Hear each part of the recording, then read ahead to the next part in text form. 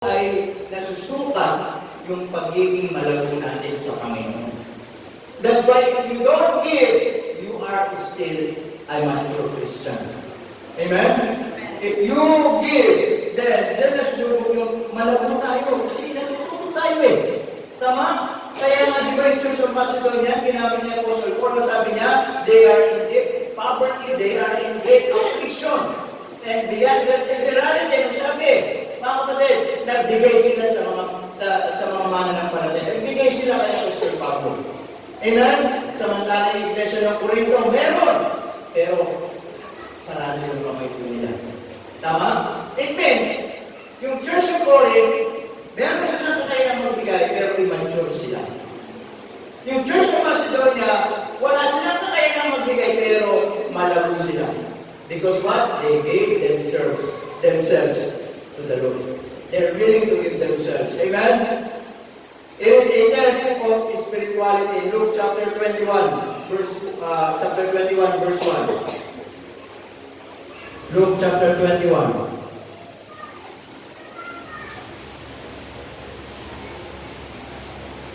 Okay, sabi ng Bible yan, in verse 1 and 4. Okay? And he looked up and saw the rich man casting their gifts unto the treasure. And so also certain poor widow casting it thither 2 mites. And he said, okay, truth, I say unto you that this poor widow had cast it more than they all. So ito yung story ng chapter 21 verse 1 to 4. Yung nag-offering po, okay, yung taong mayaman at yung balong babae. Nahirap na balong babae. Nag-offering sila. Okay, nag-offering sila. And then, sabi ng Bible, verse 21, he looked up and saw the rich man. Nandun ang Panginoon. Tinitignan niya yung mayaman. And then, nag-offering siya, casting their gifts and the what? Treasure. Diba? Nag-offering niya. Maraming kabang-kabang. Kabang-kabang yung in-offering niya. Mayaman eh. And then, and he saw also a certain poor widow. Isa pong poor widow. Balong babae yung nahirap pa. Casting their what? 2 mites. Inulog lang niya yung in-offering niya. 2 barya. Even na ako ulit, 2 barya ito, may 2 piso. In-offering niya, 2. Makalang sa 2. In-offering niya yung 2. Ikumpara ko sa tao mayaman, in-offering niya. Kaban-kaban. Then, yung babaeng widow na itong mahirap, ang meron lang siya, 2 mites. 2 barya. Inulog niya. And he said, okay, truth, sabi ng Panginoon, I said to you, ano sabi niya? That this poor widow had cast it more than what? They all. Amen mga kapatid? Kaya ang Panginoon, hindi niya pinansin yung mayaman na yun na nag-okay ng kaban-kaban ng marami. Ang pinansin niya yung mahirap. Bakit po? Kasi yung mayaman, ang inoperi niya, yung tira-tira niya. Pero yung mahirap, ang inoperi niya, kung ano lang lahat ang meron siya.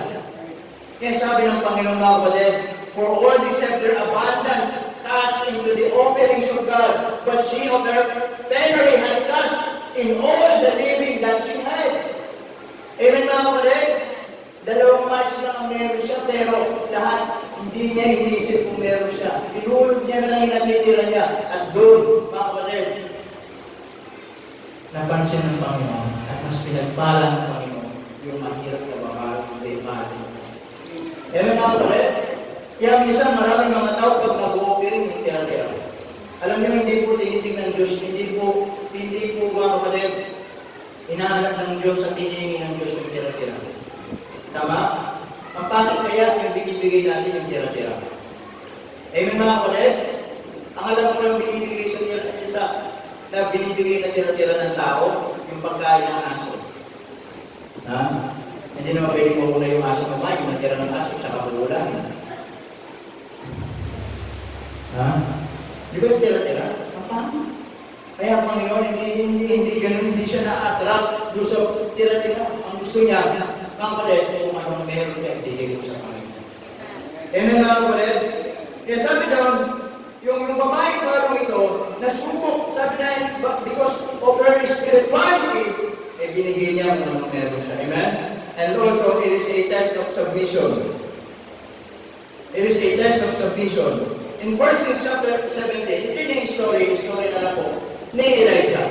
Ang sabi ng Bible, Elijah, pumunta ka doon sa Sarephat at meron akong inutusan doon. Nakita nyo? Sabi ng Diyos, meron na akong inutusan doon. Nang isang ano daw, babaeng malo ulit. Babaeng malo ay isang anak. Pumunta ka doon sa Sarephat at doon, pag nakita mo, sabihin mo sa kanya, bigyan ka ng makakain. And then, naglambay mo si Elijah. And then, nakita niya. Nakita niya, nagpupulat ng panggatong ng stick. Anong nakita ni Elijah? Sabi niya, bigyan mo ako ng makakain.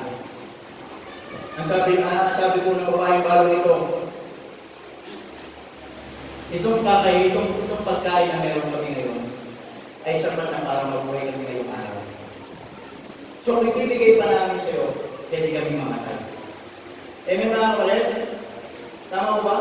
Parang yung pasal, di ba? Kung bisita din sa bahay ng miyembro, ay yung kulang nila, isang tilapia na lang. Ano? Isang tilapia lang eh. Di ba? Eh, yung anak eh, sabi ng nanay, anak, si pastor naman yan, may nalang kumain. Hindi naman niya mauubos yan. Kalahati lang makakain niya, malaki, unang kanan. Eh, nagtutunda yung bata. Nakita niya si pastor ay parang ang luso-luso, parang laksama. Kaya, pumunta yung bata sa sala. Pero sinisilip niya si pastor, kumakain. Kakain siya. Napapasin ng bata, nauubos na yung kalahati ng tilapia. Pero hindi pa tapos kumain si pastor. Tinakabay niya yung bata. Ginawa ng pastor, pinagitay niya. Hindi na naman isang bata. Napasin ko. Alay! Pinaligtan na! Hindi na natin isang bata. Wala silang pagkain, hindi ka makakita. Ibig sabihin nun, sa susunod, pag magbisita si pastor, dalawang tilapia, para tag-isang mo. Hindi lang isang, ano? Pero, ito yung story ni Elijah. Ang sabi ng Panginoon, pumunta ka doon sa Sarephat, doon sa Sidon. Pero meron ako intusan papakainin ka. Sabi ni Elijah, nakita niya, pakainin mo ako, bigyan mo makakain. Sabi niya, pwede, mamamatay kami. Ito na lang yung mami, ang gatong namin. Pagluto na namin ito, tapos yung kakainin namin, sapat para mabuhay kami. Pero alam niyo, sabi ng babae yung parang ito, pero dahil sa iyong salita. Amen? At thy word, and I know, sabi niya, ikaw ay lingkod ng Diyos, pakakainin kita. Amen. Ano sabi niya? It is a test of submission. And then nakakain si Elijah. At pagbalik ko, sabi ng Bible doon, at pagbalik ng babae yun, mga kapatid, and the Bible says, sabi niya, mga kapatid, at hindi na po sila muling nagutom pagpakain. Amen? Hindi na sila nagutom. Pinagpala sila ng Panginoon. Amen, mga kapatid? That's why it is a test of submission. Kaya nga sa ating pagbibigay, nasusubok din yung ating submission sa Panginoon. Kung paano tayo magpasakot sa Kanya. Kung paano tayo ibigay yung meron sa atin sa Kanya. Kung paano natin hindi magdadamot kung ano meron natin para sa Panginoon. Amen, mga kapatid? Kaya nga po, salamat po sa Panginoon sa mga kabadira na minsan nagiging magpapala. Amen? Pag-aboy po punta, pinapakain ako. Hindi nawawala ng mabulong. Tama? Hindi nawawala ng mabulong yung kapatid. Ano man yung yelo ko sa pastor, hindi tatanggihan niya. Amen, mga kapatid? Amen po ba? Kaya sabi ng Panginoon, kaya sa Elijah sabi, pumunta ka doon, meron na akong inutusan. Amen? Tama po ba, mga kapatid? Kaya hindi nagkakamali ang Diyos eh. Amen? Hindi nagkakamali ang Panginoon.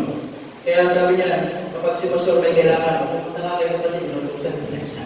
Di ba? Hindi nagkakamali ang Panginoon. Listen to this.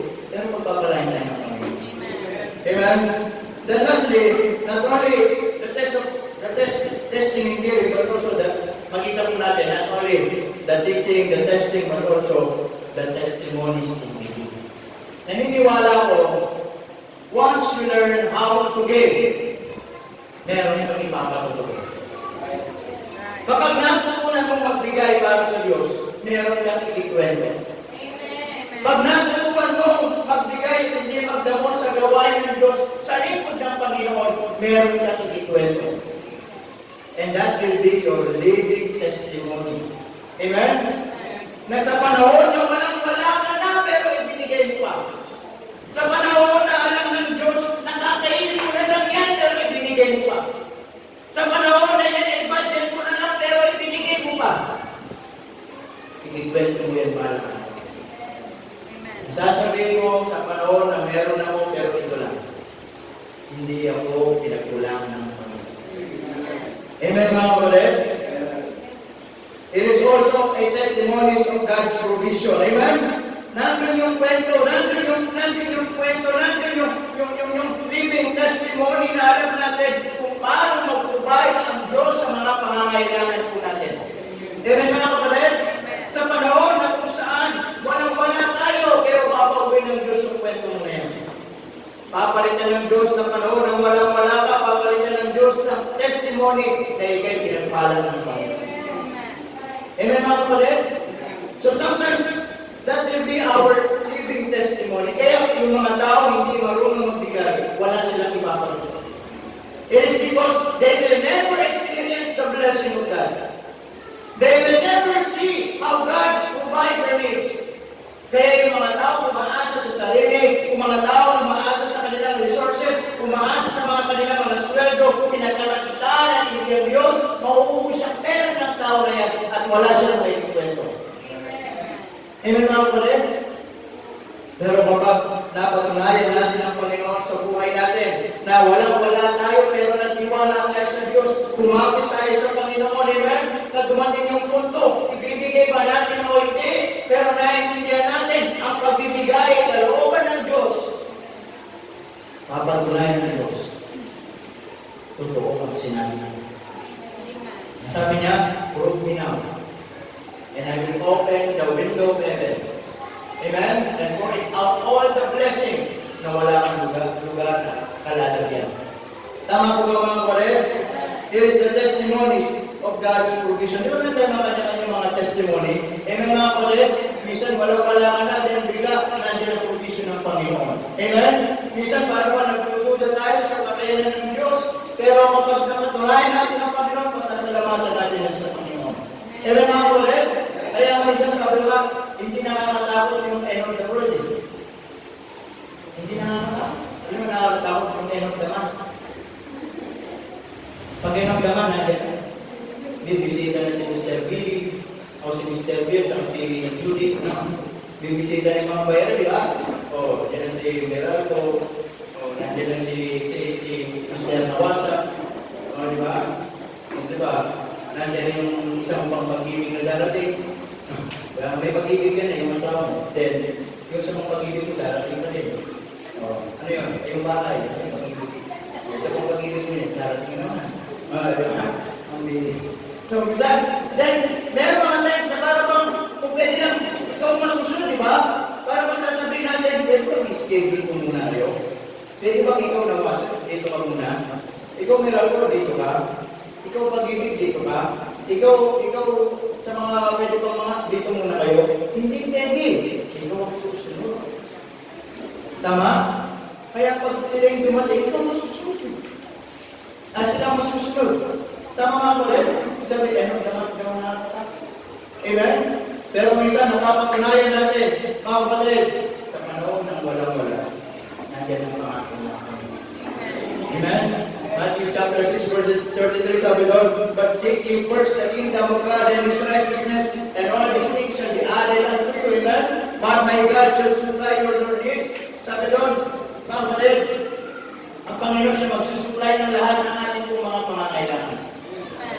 Tama po ba mga kapatid? And that will be your living testimony. Kaya minsan, tayo mga Kristiyanong magulang, yun yung madalas sinigwento natin sa mga anak natin. Alam niyo anak, nakamiwan ng trabaho, ganito ang buhay. Diba? Amen? Nagtitinda lang ng espasol. Diba? Ngayon, may-ari na ng espasol. O, diba? Amen mga kapatid? Ha? Diba may mga kwenta? Dati, yung ulam na ganito lang.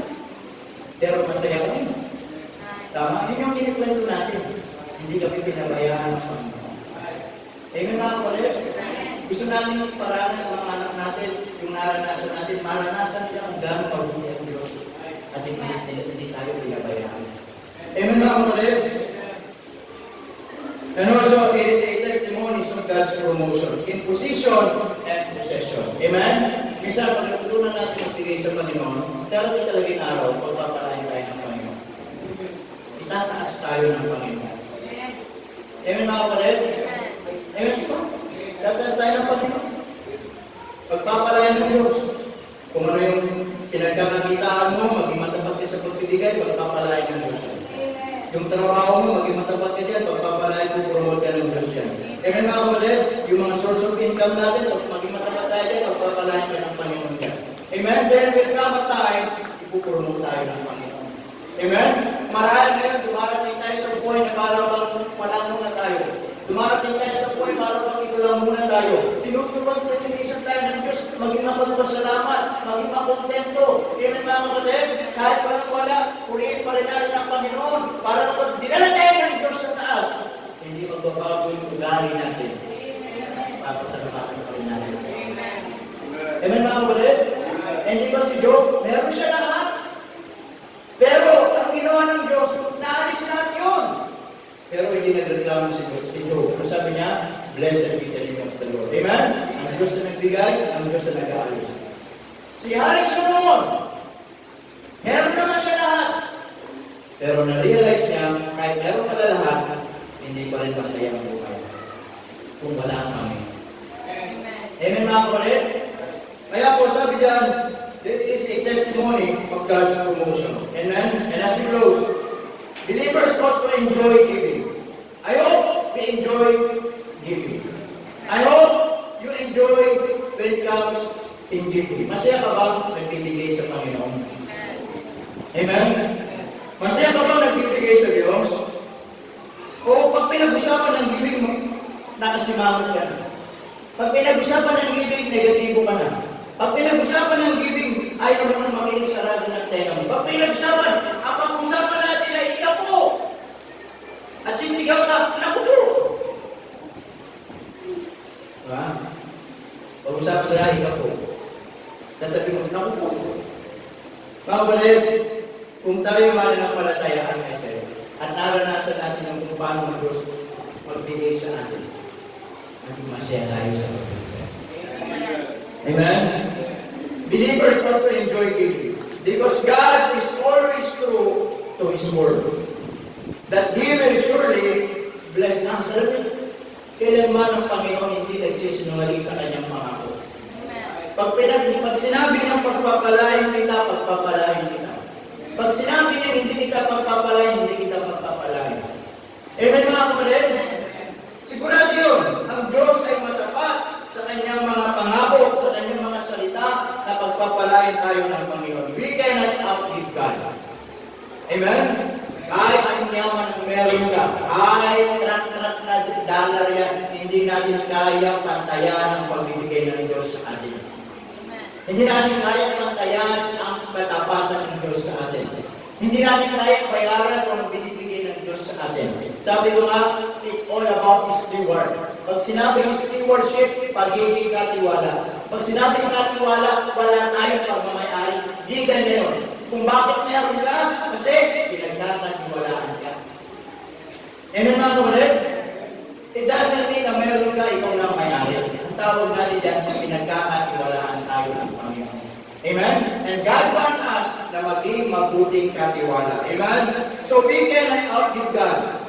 His blessing is always more than what we can give. Amen? Hindi natin kaya sukatin kung paano Diyos magbigay sa atin. Yung buhay na meron ka ngayon, kulang pa ang pera mo para pantayan niya.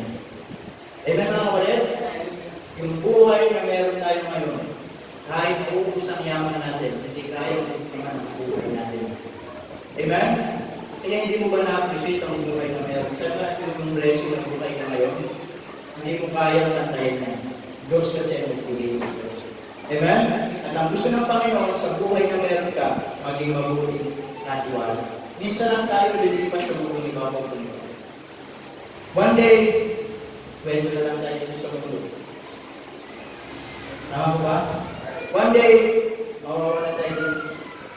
Pero sana bago dumating yung panahon na yun, meron tayong nagawa para sa Panginoon.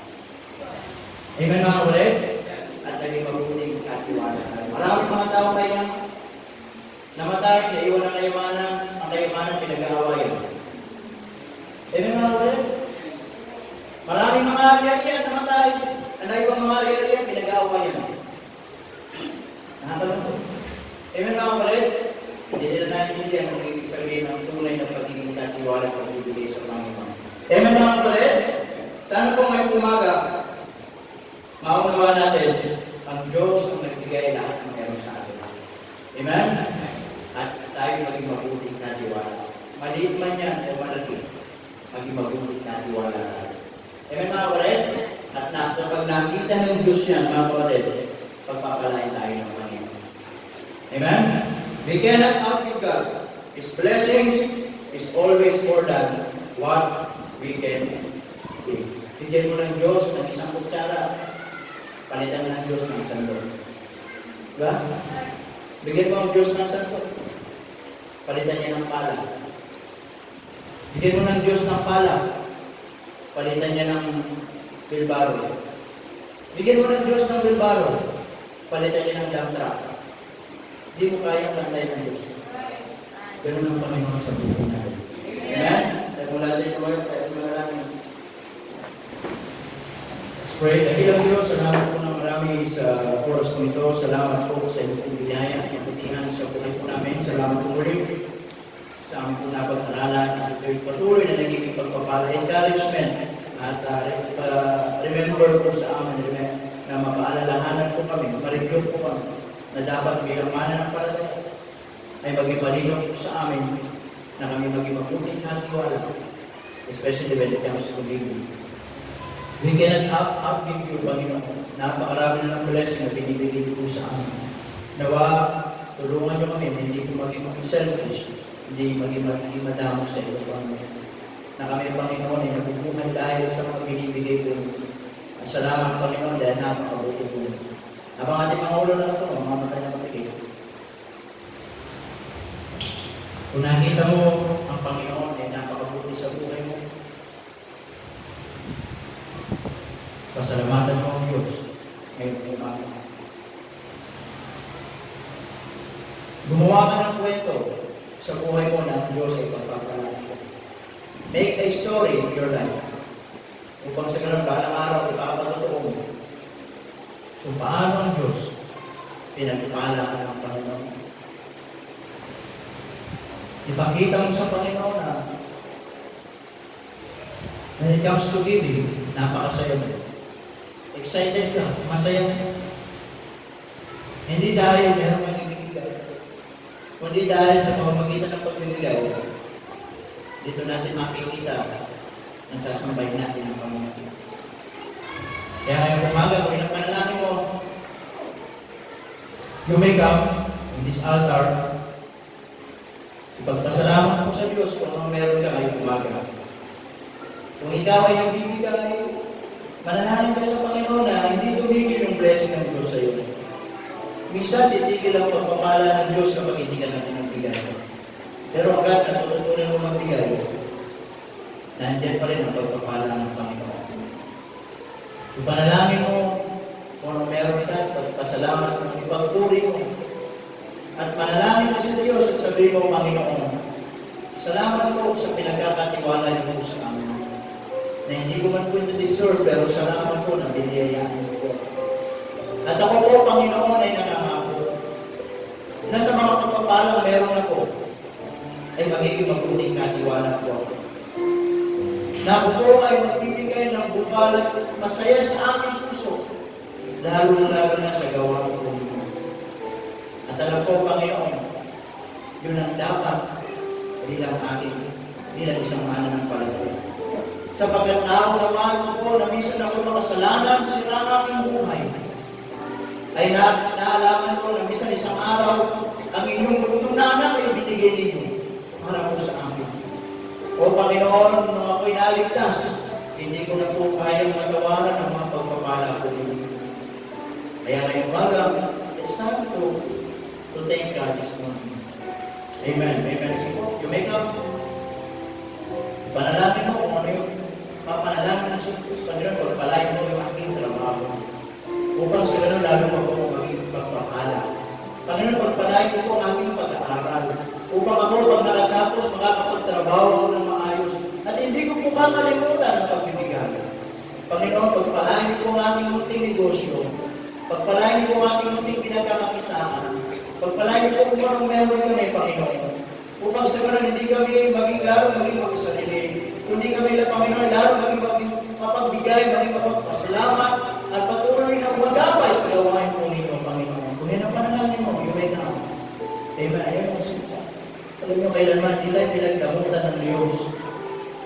Ang kailanman, wala tayong karapatan na akinin ang mga bagay na hindi sa atin. Yung buhay mo, bigay ng Diyos. Yung lakas mo, bigay ng Diyos. Yung hangin na hinihingan natin, bigay ng Diyos. Yung pamilya natin, bigay ng Diyos. Yung trabaho mo, bigay ng Diyos. Lahat, bigay lamang ng Panginoon. Yan sana, gamitin natin yan.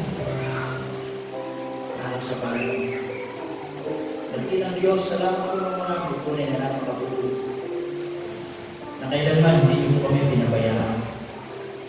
Salamat, Panginoon, lalong-lalo na po sa panahon na walang-wala po kami. Sa panahon na minsan nasusubok ang aming pananampalataya. Nasusubok, Panginoon, ang aming pong income. Na para bang Panginoon ay sapat na lang po ito sa amin. Pero salamat lagi ng Diyos na natutunan po namin kumapit, natutunan po namin magtiwala sa inyo. At napapatunayan namin na kayo, O Diyos, ay hindi po nagkukulang sa buhay namin.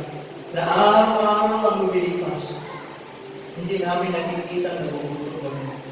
Hindi namin nakikita ang nagkukulang, Panginoon, ang aming maliit na budget. Yun po, Panginoon, ay isang napakalinaw sa amin na totoo ang mga pangako ninyo. Na i-provide nyo ang aming mga pangangailangan.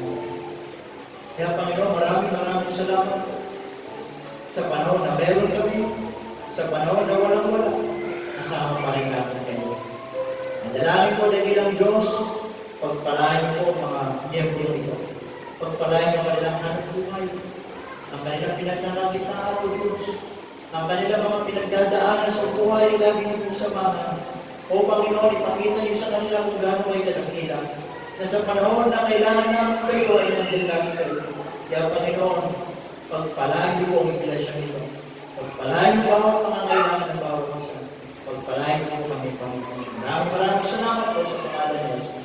Amen and amen. Praise the Lord. We have to receive.